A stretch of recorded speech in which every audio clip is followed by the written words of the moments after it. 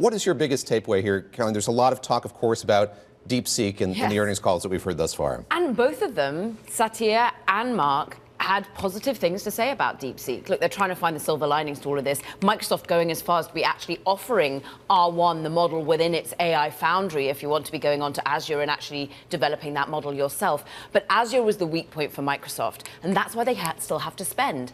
Azure saw 31% growth. This is where their AI and the generative AI offerings lie. And it's down sequentially quarter on quarter. Still a lot of bookings coming from OpenAI related offerings, and that really caught some analysts' attention, but it wasn't strong enough. And the key issue is capacity. They don't have big enough data centers. They can't support it. We know that's why OpenAI had to go to Oracle for some of its cloud computing in the future. So that's why they're still committing to $80 billion. What do you make of the Microsoft weakness in cloud growth here? Because you are seeing Microsoft really drag down the Magnificent Seven today. I know, and actually it's the worst day for Microsoft since October.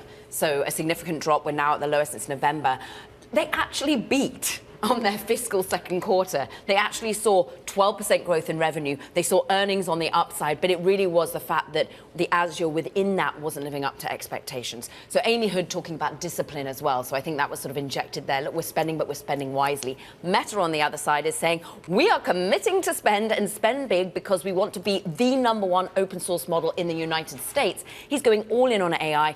AI engineers they're talking about as well, but already they are getting return on AI. You're seeing advertising become more bespoke, and that's why they can continue to deliver revenue. They're at a record high today. 5 p.m. Wall Street time, I guess 2 p.m. in Cupertino, we get results for Apple. There has been so much speculation about the hit that we've seen or seen telegraphed in iPhone sales. Yes. What are the expectations for those results when we get them today? As you mentioned, record results and what is anticipated. This is largely coming from services, and still the iPhone is the dominant source of revenue growth. Revenue is going to eke up about 3% overall when you're looking at the quarter. We want to get into the real nuts and bolts of how weak is China, how fast is it slowing, what is the impact of Huawei and local competition, but also how can they steer us to a future of Apple Intelligence where perhaps DeepSeek has been a help for them there. This drives down the cost of these overall large language models, makes it easier to be using and therefore cheaper to be offering.